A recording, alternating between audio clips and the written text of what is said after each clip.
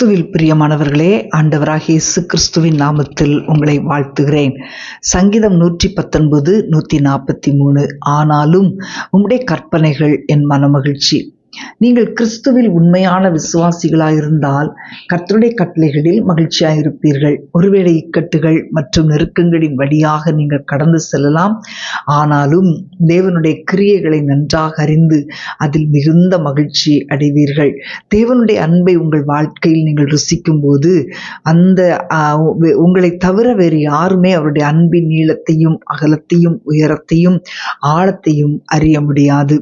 அன்பான தேவனுடைய பிள்ளைகளே, உங்கள் வாழ்க்கையில் துன்பங்களும் நெருக்கங்களும் இக்கட்டான சூழ்நிலைகளும் காணப்படலாம். அவைகளின் மத்தியிலும் தேவனுடைய கட்டளைகளில் நடப்பதை உங்களுடைய மகிழ்ச்சியாக கொண்டிருக்கிறீர்களா என்பதை கொஞ்சம் ஆராய்ந்து பார்க்க வேண்டிய நேரம் இது.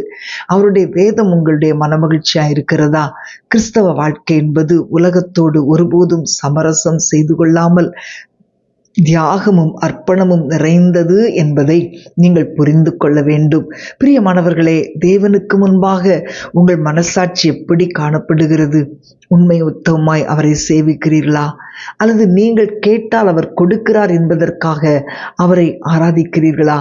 உண்மையான ஒரு தேவ பிள்ளை தன்னுடைய வழிகளிலெல்லாம் அவரை பிரியப்படுத்தும். வாழ்க்கையில் எத்தனை இடர் வந்தாலும் கிறிஸ்து இயேசுவில் உள்ள தேவனுடைய அன்பை விட்டு அவர்களை யாரும் பிரிக்க முடியாது. இந்த சங்கீதக்காரனுடைய வாழ்க்கையில் அவன் சிறியவனும் அசட்டை பண்ணப்பட்டவனுமாய் இருந்தான். ஆனாலும் அவருடைய கட்டளைகளை மறவாமல் கை கொண்டான். வனாந்தரத்தின் வழியாக செல்லுகிற அனுபவங்கள் ஏராளமாக இருந்தாலும் தேவன் மேலும் அவருடைய வார்த்தைகளின் மேலும் அவன் தீராத வாஞ்சையும் ஆவலும் உடையவனாயிருந்தான்.